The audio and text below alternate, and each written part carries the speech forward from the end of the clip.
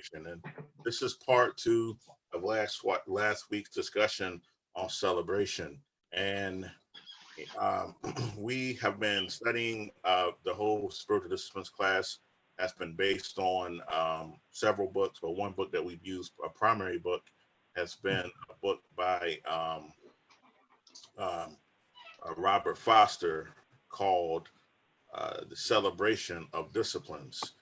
And so we will continue with a look at Foster's book tonight, particularly around how he talks about celebration. All right, so to start off, I'm going to ask a question that I asked last week, and I'm going to ask again. When you think about celebration, what kind of moments do you think are moments to celebrate? Brother Lawrence, Yes. I celebrate pretty much anything.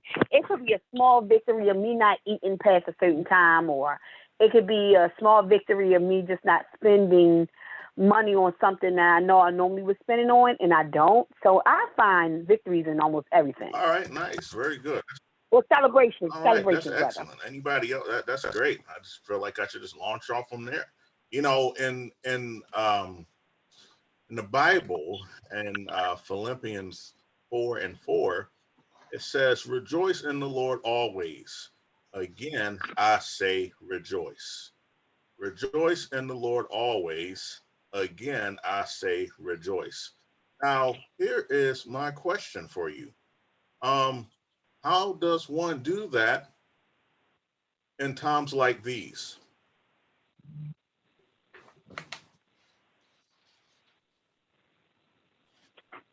I feel like I'm on.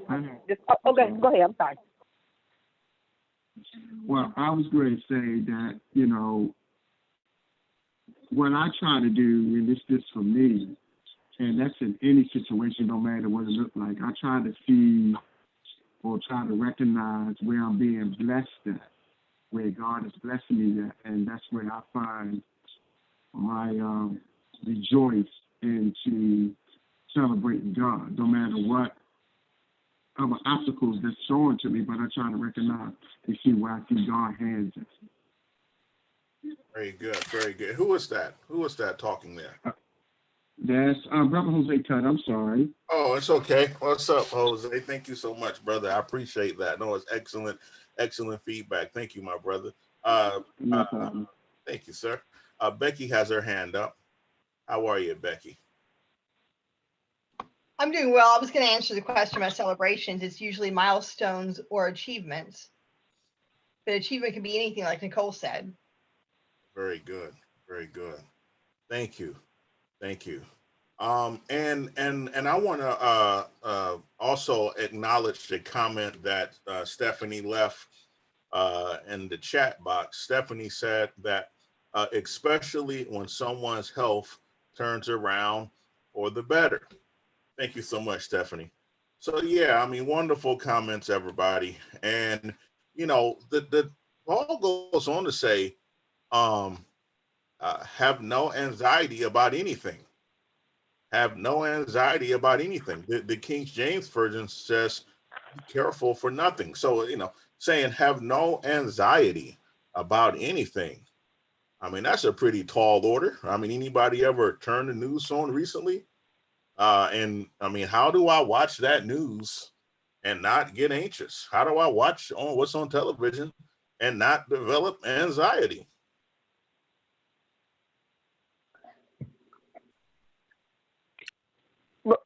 Brother Lawrence. Yes. I was going to say your sermon Sunday. So Friday was the last day I could have my center doors open. And I was really, really down. And I know your sermon was giving me insight and things that I really should be focusing on. And even now, me hearing you saying the fact that, all the news and everything we're saying sometimes can bring us down. And I was really, I was having a hard time. I was saying, it's hard. And my comments to you was like, it's hard. My human nature was making me worry. And after the sermon was over and I was quiet enough and I said a prayer, I realized, like Brother Tut just said, I was looking at I wasn't out of toilet paper at my center or here because I always stocked up. We weren't out of food. We didn't have to rush out. Like I was thankful enough not to be one of the ones that had to rush out to find hand sanitizer. And, we just kept so much at the center because of kids and cleaning products. I had to really look at those as things that I should be grateful for. I got the money may go, but it's other things that people really can't find nowadays in the market, and I had it. And I said, well, I should be thankful for those parts. I almost missed my blessing of seeing things that he already provided me for and prepared me for way ahead of this because I was so stuck on the fact that I was losing all my financial chains of money coming into the business. So I still every now and again look at the news and just wish this will just pass. So I do get worried just a little bit, but I'm not as in bad of a mindset that I was on Sunday. So answer to your question, I think it's possible to get past it, but human nature, I think, creeps in sometimes. Yes, thank you so much. I really appreciate your candor and your heartfelt response. And I mean, I think you're right on. I mean, Brittany said in the comments that we should celebrate everything. Thank you so much, Brittany. Yeah, I mean, I think that you're right on there, Nicole. Let me ask the class this, kind of drifting away from my notes briefly, but does anybody ever like wake up in the morning and you're like, oh, is this day like is this still happening? Like, does anybody ever go to sleep and they go to sleep and you wake up in the morning and you remind yourself that all this stuff is still going on. You go to sleep and you might somehow forget throughout this night and you wake up and have to remind yourself all of this stuff is still happening. Is anybody else having that experience? Well, I have a hard time. This is Karen. I have a hard time when I wake up many times, and I find it best that I know it's a marathon, it's not a race, and I know that if I look at it one day at a time, and so I say the human part of me is 20%. So 20% of the time I'm losing it, and 80% of the time I'm really good. So I try to look at each day like that. If I can be productive 80% of the day, then it's a good day. Good. And I do it every day like that versus looking at the whole thing all the time. So that's kind of how I've been rating myself. I really appreciate Karen sharing that perspective. I hope you don't mind if I can draw something out of that. And, if a person is struggling with anxiety or anxiousness or whatever, like, you shouldn't beat yourself up, but take it one day at a time. Take it one moment at a time, work it out until you have flattened it out, And I think about Matthew 6 and 25, where Jesus says something similar. Jesus says, do not be anxious about your life, what you shall eat or what you shall drink, nor about your body or what you shall put on. All right. Hello. All right. So in Matthew 6 and 25, it says, do not be anxious about your life, what you shall eat or what you shall drink, nor about your body or what you shall put on. Now, when everything is peaceful and everything's going normal, when you read Matthew 6, it's easy to read. But if you are in the midst of a war zone, if you are in the midst of a famine or a drought or a plague or some sort of natural disaster, and you literally do not know about what you're going to eat next or what you're going to drink, or how you're going to get hand sanitizer or how you're going to get toilet paper, or how you're going to get your medication, or how you're going to get these things, to hear Jesus say, don't be anxious about it, but seek ye first the kingdom of God and his righteousness, that can be perplexing.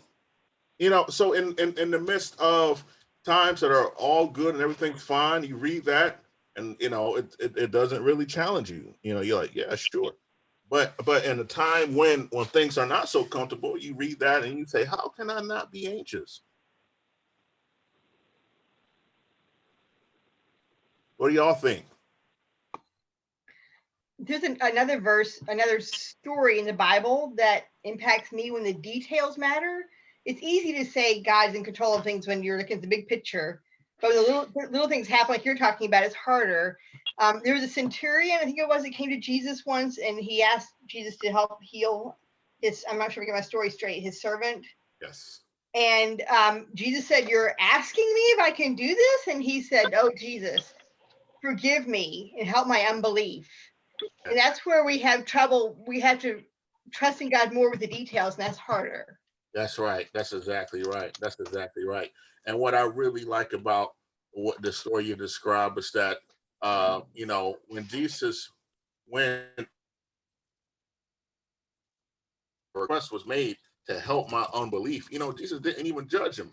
Jesus actually did help his unbelief by performing the miracle. So in Mark 9:23 through 25, we see this here.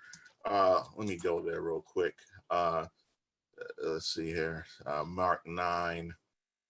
And let me share my screen here for you. And you can read along. Give me 1 second to share. There we are. Excellent. Says, let me start here. Where should I start? All right. It says,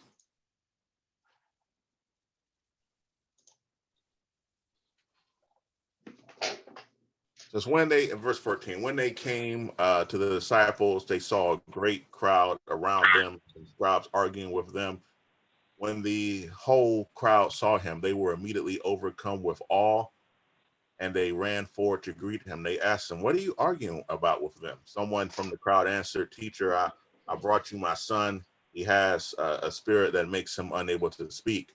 And whenever it seizes him, it dashes him down, and he foams and grinds his teeth and becomes rigid. And I asked your disciples to cast it out, but they could not do so." He answered them, "You faithless generation, how much longer must I be among you?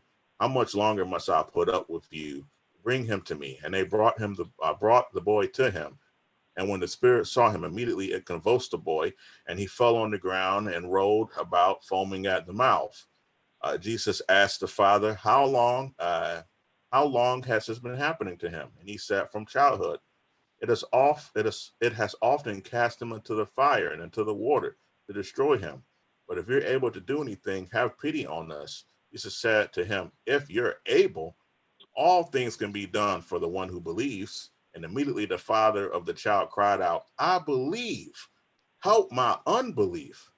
When Jesus saw that the crowd came running together, he rebuked the unclean spirit, saying to it, "You spirit that keeps this boy from speaking and hearing, I command you, come out of him and never enter him again." After crying out and convulsing him terribly, it came out, and the boy was like a corpse. So that most of them said, "He is dead." But Jesus took him by the hand and lifted him up, and he was able to stand. When he had entered the house, his disciples asked him privately, "Why could we not cast it out?" And he said to them, This kind can come out only through prayer." So I appreciate Becky bringing up this, because it shows that this person recognized that, they were struggling with what Jesus asked for in Matthew 6, and with "Don't be anxious for anything, but strive for the kingdom of God." Seek you first the kingdom of God.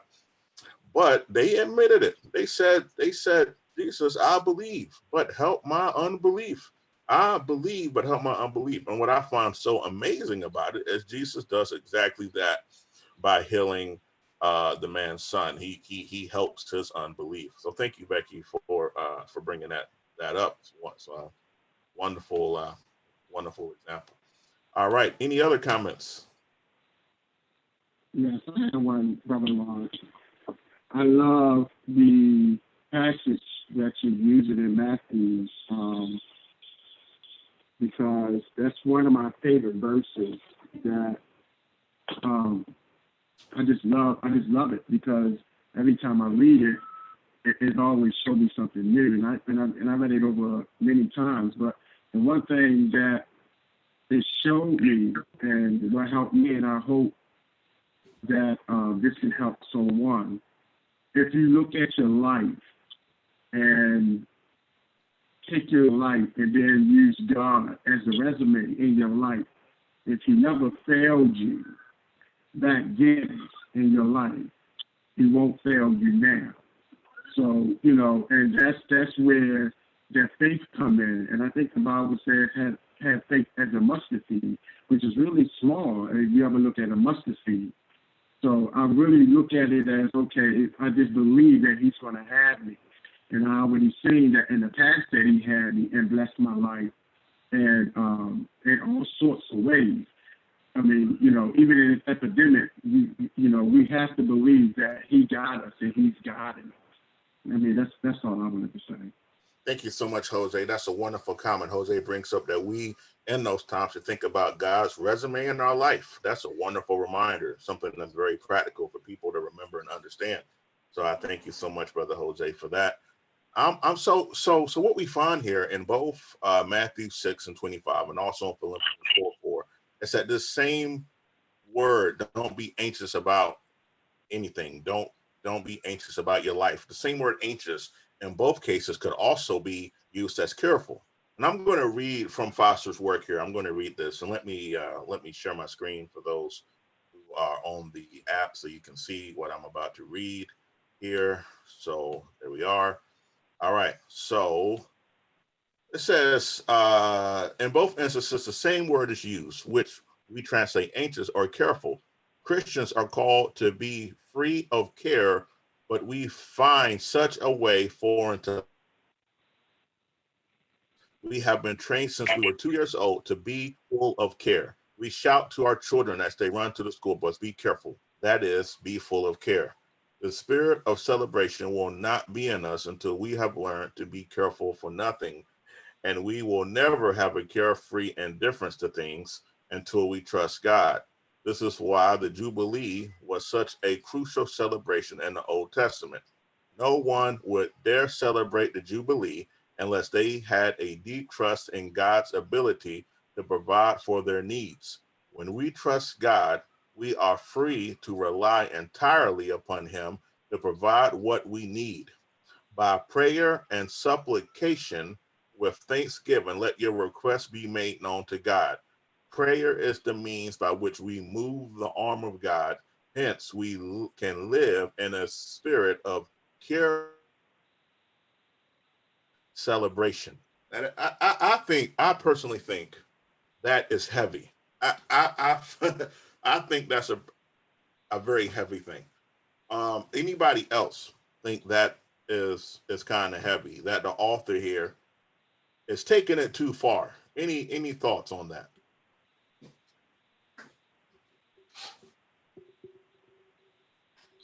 Yeah, I was just sitting here saying, Val, that's weird.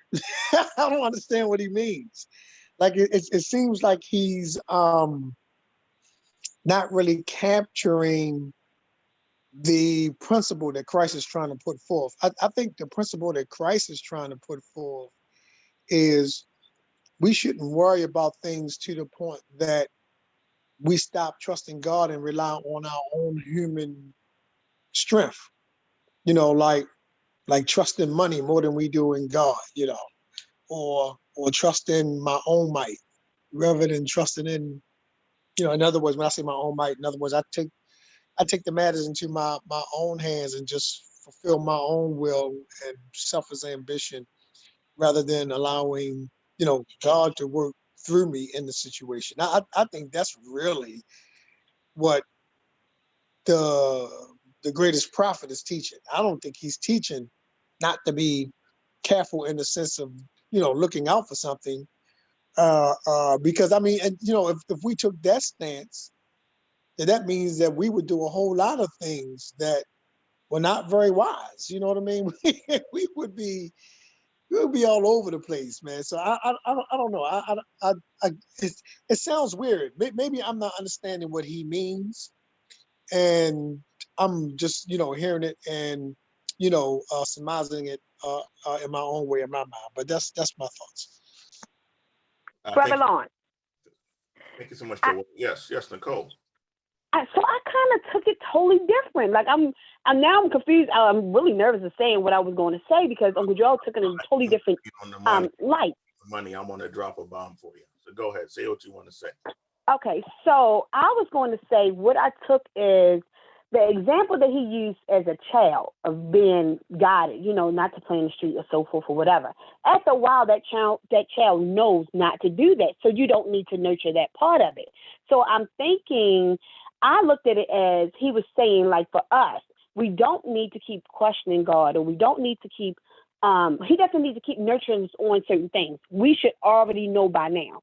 I guess that's how I took it. I don't know how I got it like that, but I didn't get it the way Uncle Joe said. I appreciate that. No, I really do appreciate your perspective, and I mean, I think that you're really thinking through it and doing a good job of that. And let me ask this: anybody else? Appreciate Joel. Appreciate Nicole. Does anybody else want to comment on your thoughts about this? Anybody disagree with Joel? Anybody see something different? Oh, Melinda has her hand up. I have my screen scroll down here. Melinda.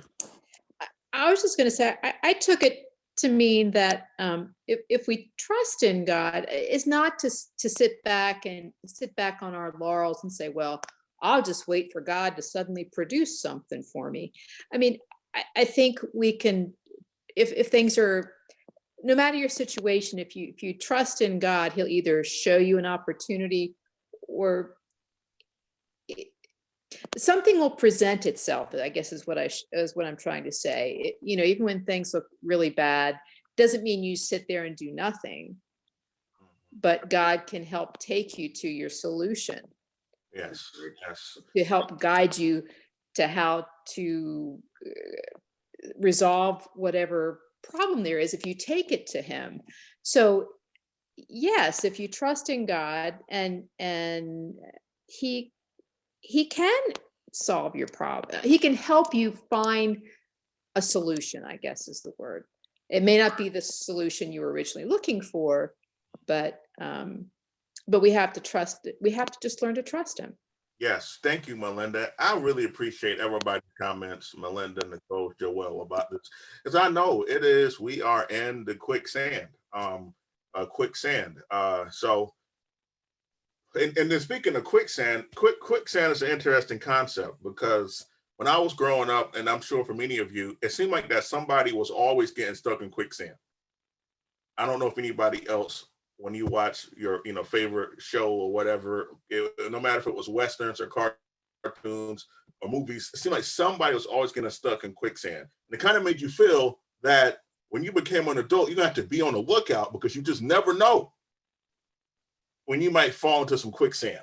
Okay, and that kind of relates to this, because I think that when we talk about a lot of Jesus's sayings, some of them are hard, because Jesus oftentimes went to the extreme to make a point, to show the significance of a point. What I mean by this is an example. When Jesus says, whoever doesn't hate their father and hate their mother and come after me cannot be my disciple. Okay, does Jesus really want us to hate our parents? Or is Jesus saying that the love that we have for Christ, that even our love for our parents should not overshadow the love that we have for Christ? You see what I'm saying? So that's something to consider. Now, I think that what the author may be alluding to here, and I've thought about this a great deal, is that what the problem is we want to be wise. We want to practice wisdom. But the problem is when care becomes an idol. When care becomes an idol. When care itself becomes an idol. And all we do is worry about being careful. That is problematic. When care becomes an idol, that's when we start to find ourselves in a place where we're not trusting God at all, because we have made an idol out of safety and security. Joel has his hand up. Yeah, that's very good. Hey, so it's probably some people that take what he's saying pretty literal. So just what popped in my head was, we got this virus thing going on, and the government's like, and local governments and the major governments are like, look, we don't want more than 10 people getting together.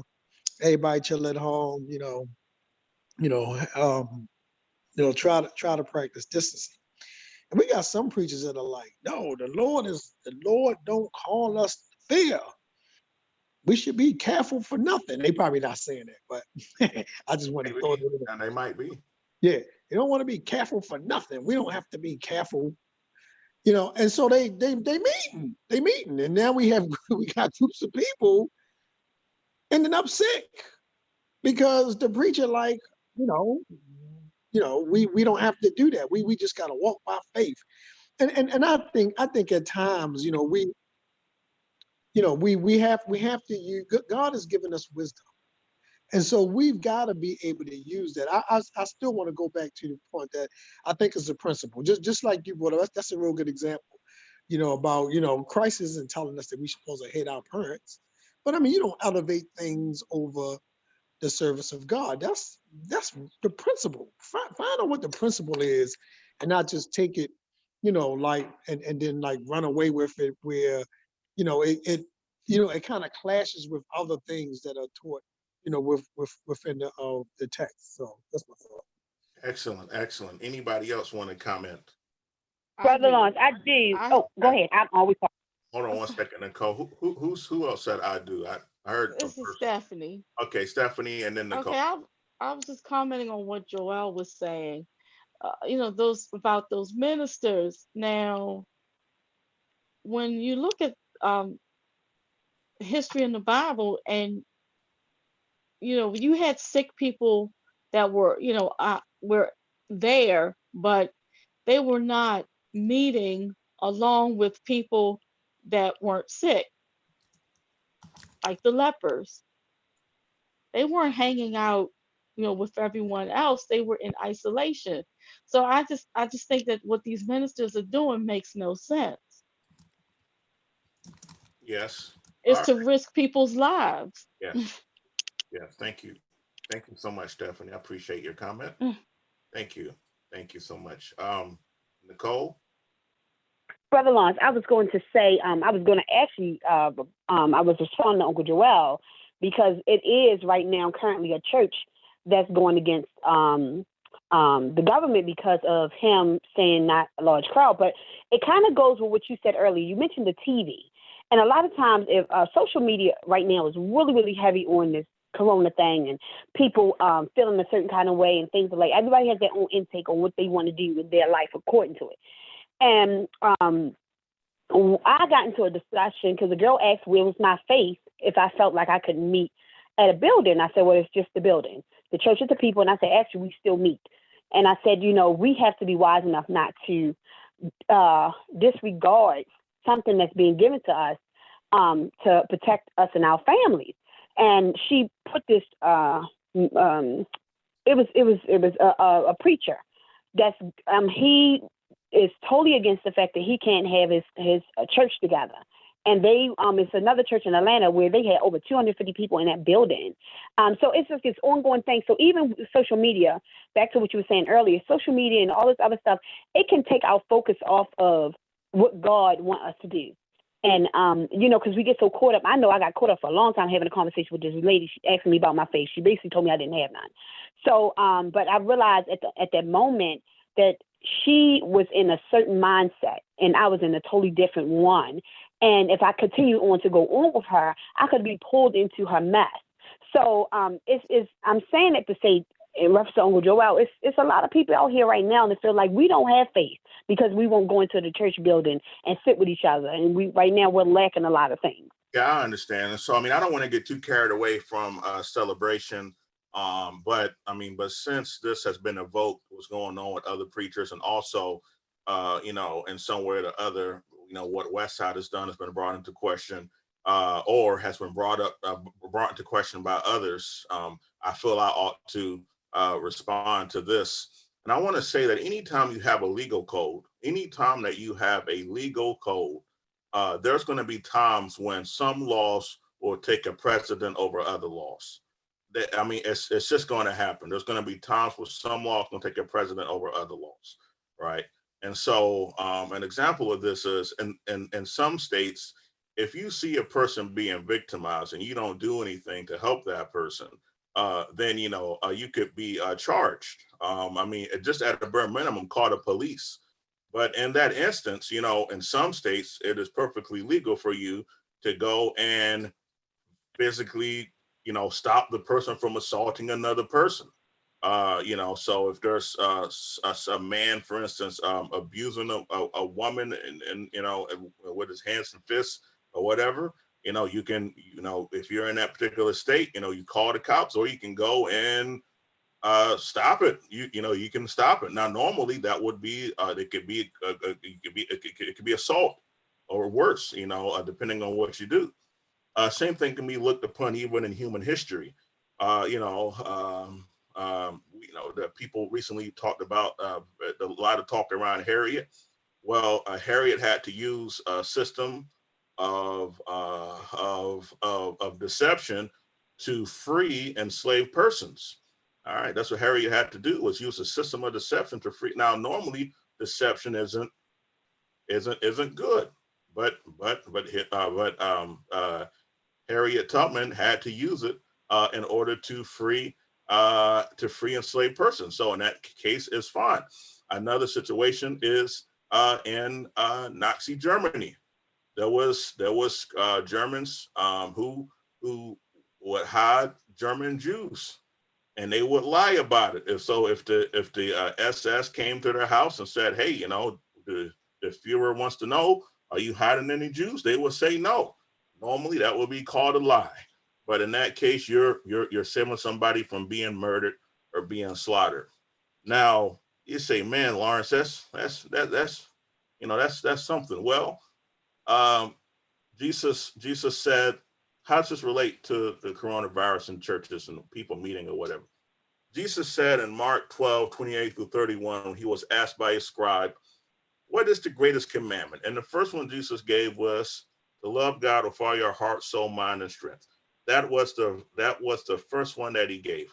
The second one that he gave was to love your neighbor as yourself. That he said that is out of all the law, these two things are the greatest: to love God with all your heart, soul, mind, and strength, and the second is to love your neighbor as yourself. Now we're talking about these churches meeting. Let's be real about it. Let's be honest. These churches and the parishioners are saying that they're meeting right now because they got the faith, they got all the faith. But the truth is, these folks are really meeting because they don't want their tithes and offerings. They don't want their tithes and offerings to dry up. If I love my neighbor as myself, I'm not going to be endangering people in our congregation with this virus. I do not want to have to do a funeral because I was having church because I didn't trust the members enough to keep the church to keep the church afloat in the midst of a global pandemic. So the next time anybody comes and questions you all about, say, you don't have any faith and blah blah blah, you all say in the response to them that the greatest commandment, the second greatest commandment, is to love your neighbor as yourself, and that is not a loving act. That is not a loving act to push people with their love for God to come and put their very health at risk. All right, I have a comment here. It says from Brittany. It says, "Some really believe if they do not meet at the building, they are forsaking the assembly.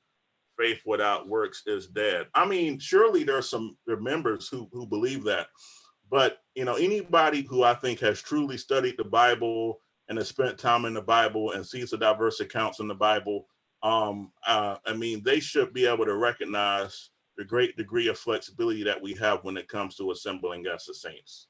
And so she says those people also don't know how to study. Yes. And so, so I would say that these preachers saying this are mega church preachers. I have a couple of friends, brothers and sisters who are mega church preachers, and the mortgage on their building is 21 of them's more is $25,000 a month. So you know how much debt you're going to go into when you're not able to collect the money anymore, and you have the bank wanting you to pay $25,000 a month for your building. So yeah, some of these guys are going to be afraid to close because Brittany says my parents are at a teeny tiny church and we're there physically tonight. Yes, I'm sorry, Brittany. I'm really sorry that that's happening. Maybe you can invite your parents onto this call. So Nicole, I hope that answers your question. Now, anybody want to comment on this before I go back to celebration? This is Karen again. I was looking at television, and some of the smaller churches that are meeting in spite of this, I got the impression that the older ministers that were speaking don't have the technology in order to do what we're doing, don't have the know-how, and are concerned that a lot of the members of their church don't have access as well. So I think that plays a role also.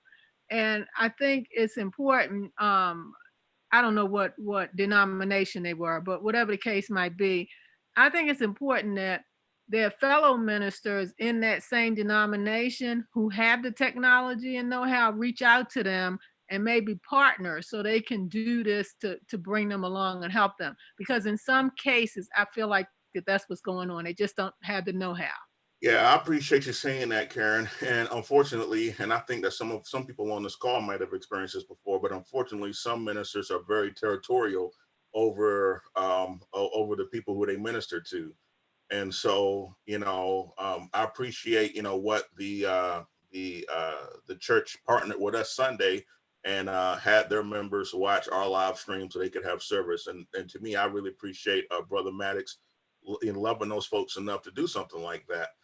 And so, yeah, I mean, this is a real situation. And some people used to question me. They would say, "Oh, Lawrence, why do you talk about theology and why are you always breaking stuff down?" This is why. Theology matters. Bad theology leads to bad decisions.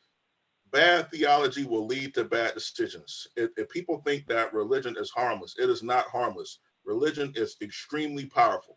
And if folks do not have a pure religion, if their religion is tied up and intertwined with bad ideas and bad concepts, and they're going to do things sometimes that do not put that are not healthy and that are not wise. And so I hope that this answers Nicole's question and some of Brittany's questions. And I think Stephanie brought it up. But if I were you all, if somebody questioned it with you again, I would just bring up Mark 12:28-31, where Jesus says, "Love your neighbor as yourself." Love your neighbor as yourself. I personally don't want that on my conscience. I do not want that on my conscience. I really don't. I do not want to have that on my conscience. I do not want to have to be held accountable for that when I stand there before the Alpha and the Omega, and the book of life is open. So, all right. Any other comments? Thank you, Karen, for your comment as well. Any other comments? We move on. I had one comment. Sure. If you don't mind. I heard something that I don't know who said it, but they were saying that some members was feeling a certain kind of way because they can assemble and forsaken assemblies. I think that's if I'm gathering that correctly. I'm sorry, Jose. What did you say, brother? I overheard someone, I don't know who it was, that said that some members might have a problem because they can't, make it to worship service, and they use it forsaken assembly. Yes. Brittany said that she knows people that believe that they're forsaking the assembly when they do this. Right. The thing that, just to make a comment on that real quickly, and the Lord addresses that. I can't remember where it said, but I can quote it. It says, 2 or 3 that gathers in my name, in the midst I am at. So while we on this conference call, and some people that's online that's gathering in his name, well, Jesus is in the midst of with us. I hope y'all heard me. No, that's good. I totally agree. Yeah, Jesus is definitely in the midst here. Jesus is definitely in the midst. Even that couple who, say that they don't have. So, for instance, like Brittany brought up her parents. Even if they were to stay at home and have their own devotion, uh, God will still be there. There's still, I mean that. So, but again, I think it's important to know, just to share, just people. I don't want to question anybody's heart and intentions, but there are a lot of these folks who are making this news, this bad news. They are afraid of the financial fallout of their church if they start to if they don't meet like that. That is a driving fear of people. And one thing about ministers is that ministers know how to mask their true intent inside of religious rhetoric. And the sad reality is that people who come and follow those ministries will actually believe. They will believe what the minister is saying, even though the minister is bringing it from a place of, being anxious, being anxious. And so I had to practice being anxious for nothing. I want Westside to survive. I do. I want Westside to live on. I want Westside to survive. I do. But I had to say God's in control of this thing. God is in control. I had to take a step back and say God's in control. I don't take. I mean, I'm not thrilled about the way we're having to do things, and I'm having to. This is requiring a whole lot more work. I mean, it's amazing. Staying in the house requires way more work. Than how things were previously, but I wasn't thrilled about it. But I have to be anxious for nothing. I have to trust in the Lord and love my neighbor as myself, love my church member as myself. And so, I would encourage the other ministers to do that as well. Now, getting back to celebration. So the thing about celebration is that we've got to find a way to work on our anxiety. It's really another way to say it. The author decided to hang his hat on being careful, but another way to say it is anxiety. How do we work on our anxiety, right? And so, and anxiety is a real thing, and I don't want to portray anxiety like it's a quick fix. One thing I do like about what Becky brought up earlier and said, even if we tell Jesus, I believe, but help my unbelief, Jesus will still come through. Jesus is not going to judge and say, oh, you ain't got no faith. So, just like somebody tried to erroneously come for Nicole and had to, drag Nicole down into this crazy conversation forever. Just like that, Jesus didn't do that. Jesus didn't say, oh, you ain't got no faith, talking about help your unbelief. Jesus didn't do that at all. Jesus actually did the miracle to help this person's unbelief, and so the thing about being anxious, like, what can we do on our end? There's all sorts of things that we can do, but one scripture I want us to have on our hat is from Philippians 4. And so if you have your Bible, go over to Philippians 4. If you're following me on the screen, or if you're watching this on YouTube, let me share my screen for you here. And so the text says, finally, so Paul is closing out this letter. He's helping the church in Philippi deal with a conflict that they had between two prominent sisters. Two prominent women in the church were having a conflict. They were likely some sort of leader in the church, these women, and they were having some conflict that was so bad it was going to split the church. It was going to divide the church. So Paul is writing them to help them to deal with this. And he actually addresses that in verse 2. He says, I urge you, Odia and Syntyche, to be of the same mind in the Lord. So he's telling them to agree, to find some agreeable place to agree. He says, yes, and I ask you also, my loyal companion, help these women, for they have struggled beside me in the work of the gospel, together with Clement and the rest of the co-workers whose names are in the book of life. So these are two women that work with Paul, who were in the church in Philippi. He sends Clement there to help them to deal with this dispute that they're having, this struggle that they're having that has potential to split the church. And so this is something that could create anxiety in the church when two leaders are at odds with one another and the church may be about to split. And in verse 8, this is what Paul says in verse 8. He says, finally, beloved, whatever is true, whatever is honorable, whatever is just, whatever is pure, whatever is pleasing, whatever is commendable, if there is any excellence, and if there is anything worthy of praise, think about these things. Keep on doing the things that you have learned and received and heard and seen in me, and the God of peace will be with you. So my question for you all, and I think that no matter if you're a Bible scholar or not, I mean, the question for you all is like, how can we in such a time do this? Set your mind upon what is true, what is honorable, what is just, what is pure, what is pleasing, what is commendable. If there is any excellence, if there's anything worthy of praise, think about these things. How can you do that? I mean, I know we read it in the scriptures, say, oh, that sounds good. I like how that sounds. But I'm curious as when you hear it, how can you apply that in your life? Becky has a hand up. Oh, sorry, I hit the wrong button. I was trying to lower your hand. I think we both hit the unmute button at the same time, so we cancel each other out. There's two things here. There's one, we're gonna face things that we don't usually face. Like this week, I was trying to figure out how to get groceries delivered, and I figured you're not delivering in my area, but I had to go through the process to find that out. So finding solutions and trusting God to lead you on those solutions. And the other thing is, I got a phone call yesterday. Something we can all do. This person called me and said, I'm calling 10 people every day just to see how they're doing. And somebody else told me that they are calling 2 or 3 people a day.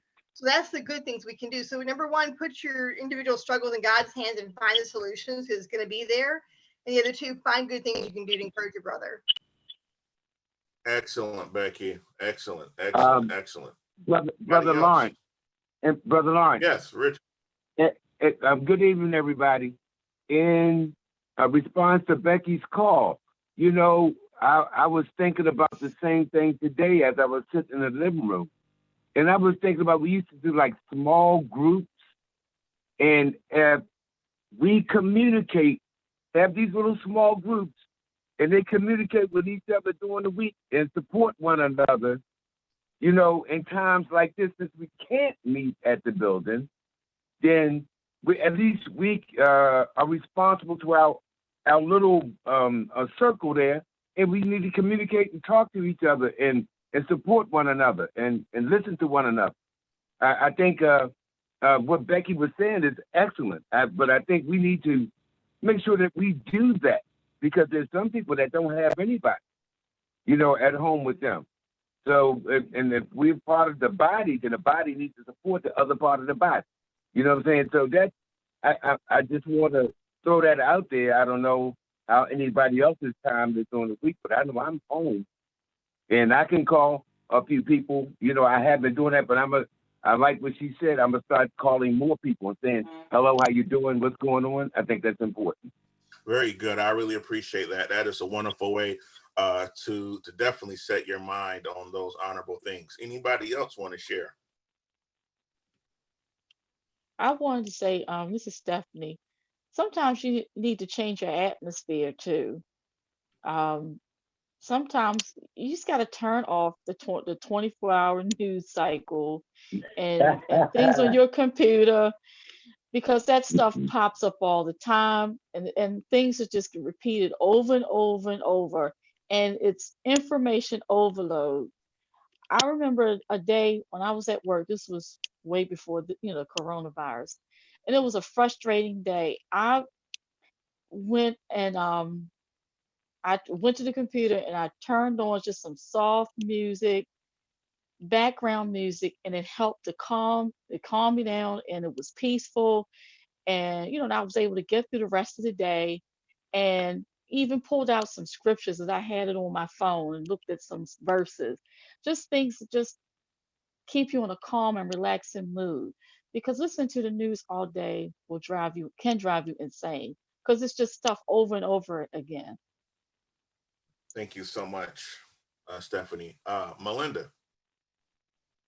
So turning off the news is something that we can do because I mean, setting our minds, sometimes taking a break from the news. The news, as watching news all the time, it's been proven to it can affect your mental health. So turn it off. Turn it off sometimes and pick up your Bible or pick up something that will bring you joy or go do something that can bring you joy and realign your heart, mind, and soul with God.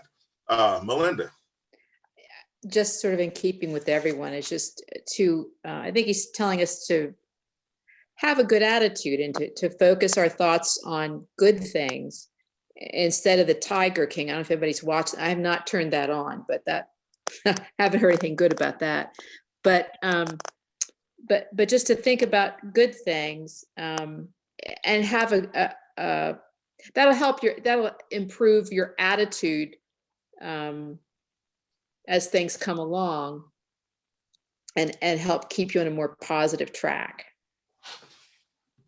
Yes, thank you so much, Melinda. And we have a few comments.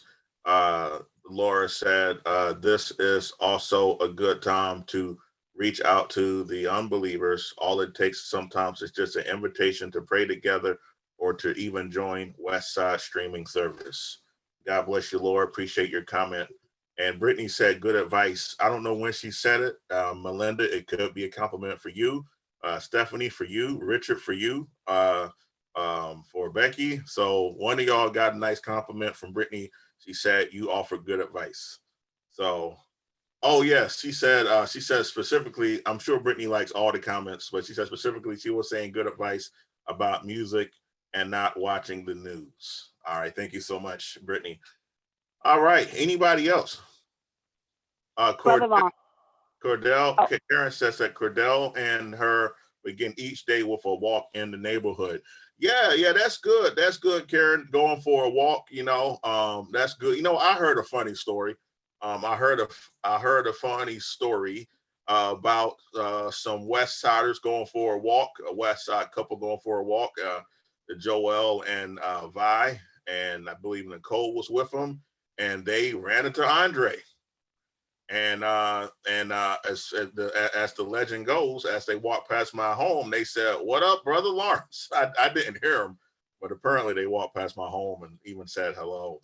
And so that's good. Going for a walk, excellent. Thank you so much, Karen. All right, Nicole. I just wanted to say that you mentioned celebration, and I know I don't say it often. I don't think I've even told anyone, but I'm very, very happy with my church family members. Like, I really adore everybody. Everybody gives such good insight, and even when I forget things, like, yeah, that's right. I said a good thing. When I forget things and it's brought to my attention, sometimes, I feel like, oh my goodness, they are so smart, or they give back what I may have forgotten to do. Sometimes we forget stuff that we have learned to put in our lives to apply and to use it as a way of being. And I tend to forget being in the lifestyle of work or whatever it makes me forget. But I really, really celebrate everybody. I adore everybody's input. It's always so powerful. It uplifts me. So I'm very grateful for everybody. Thank you so much, Nicole. That's very kind of you to say that. For anybody in our area who is not associated with Westside, feel free to come associate with us. You can visit our website, Westside for Christ, and sign on to our newsletter and get every update about these streaming services that we're offering. And hopefully when we meet again in the flesh, for your kind comment, Sister Nicole. All right, anybody else care to share? Hey, Lawrence. Hey, Andre. Hey, I wanted to kind of piggyback on what Melinda and I think Stephanie said this too, maybe someone else, as far as what you consume, and used to be, I guess, a saying, you are what you eat. And I guess the same goes with what you put into your brain or to your head. And and I think someone mentioned about not or turning off the news, don't watch 24/7. because most of it's negative. And if even with our entertainment, and it's hard to do this, but even with our entertainment, if it's negative, whether it's on social media, it's on TV, on cable, it's going to influence us, and it's going to also have an impact on our perspective of things.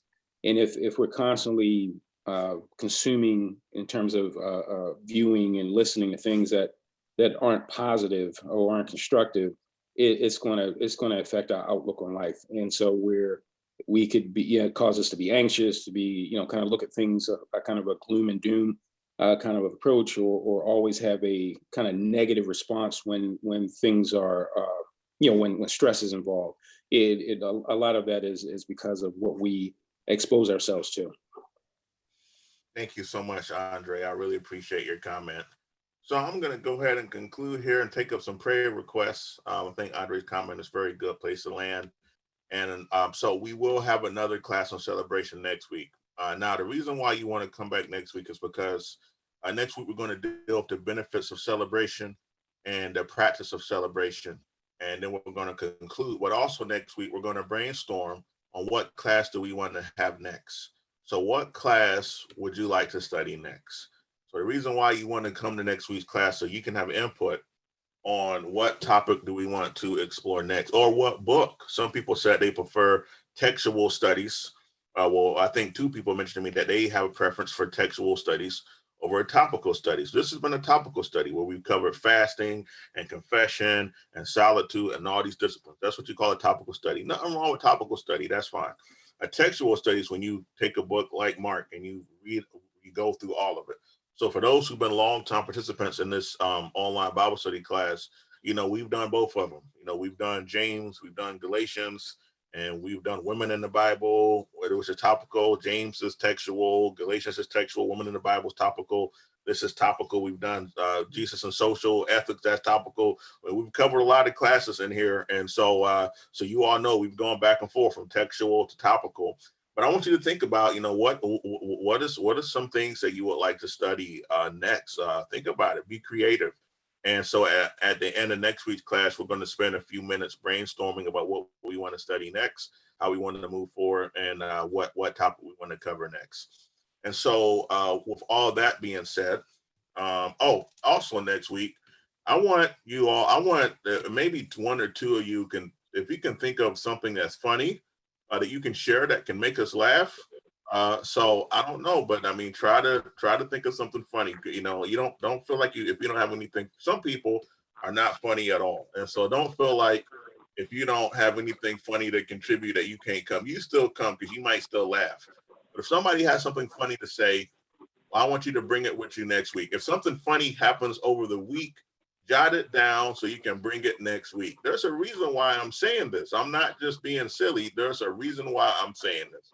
I'll save it for next week. I'll save it. We'll talk about laughter next week.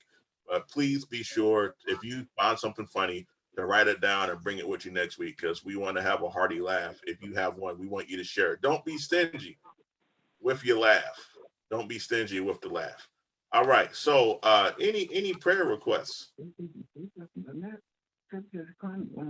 Yeah, Brother I have one. I Brother have a Lawrence. petty question. Go ahead, my sister. Oh, I'm sorry. I didn't even hear you. That's okay. Go ahead, Brother Tut, right? Is that you? You go ahead. No, you go ahead, my sister. I'm patient. Okay, all right, thank you. Brother Well, real Lawrence. quick, this is a praise report. Brother Lawrence, I was telling you, our former member of Westside, Janice Williams, her brother Donald, sick with the coronavirus. He's in the hospital in ICU. Well, they got a call. They thought he was taking a turn for the worse, but the doctor called back and said that his everything was stable. So that's a praise report. I wanted to share with you all, and just continue to pray for Donald Carter. All right, we'll do. Donald Carter. You still All right. representing? Yes, Brother Richard. Oh, yeah, Brother Lawrence. My wife was trying to make a comment, but for some reason, we were our speaker. We couldn't communicate with you. Oh, okay. So- Yes. So sometimes like there's people's phones or there people may have conversations or something may be going on in the background for phone. So like we have to put people on mute. But if you hit *6, you can unmute yourself. So next time, matter of fact, let me. So I'm going to mute you, Richard. I want you to hit *6. All right. Hit Richard. Richard, if you hit *6, you see that? Okay, I hit #6, and I thought it was. That's what I thought it was. And Okay. all I wanted to say was that I enjoyed the Monday morning prayer circles that we have, and that starts my week off to keep me in a positive mood for the rest of the week. Thank you so much for saying that, Lynette. And I want to invite everybody to the Monday morning prayer meeting. I want to explain this meeting real quick. And Melinda, I'll come to you next. The prayer meeting, some people think, well, do I have to call in and be on the phone from 6 a.m. to 8 a.m.? No. The point of the call is at some point on Monday morning when you're beginning the work week, you had opportunity to call in and pray. You can be up there there's people that are up there for 5 minutes, 15 minutes, an hour, 2 hours. There's some people up there who are on their way to work, who are on their way to their job. They're in their car and they're driving. And there's something that you can do when you're on your way and you are going about your business to start your week off in prayer with the saints. And so feel free to join us. If you haven't received the credentials for that, please reach out to me and we will make sure you have the information so you can call in and join that prayer call. I've actually become very appreciative of the prayer call. And so we're just going to continue to have that. It encourages me a great deal. Melinda, I see your chat. Yeah, it's just that Anna just texted me that a member of their congregation, Bernice Williams, was just diagnosed. She tested positive for COVID-19. She was initially in the hospital with what they thought was pneumonia. And she's in one of those, she's a diabetic. So she's in one of those groups that tends not to do very well. Oh my.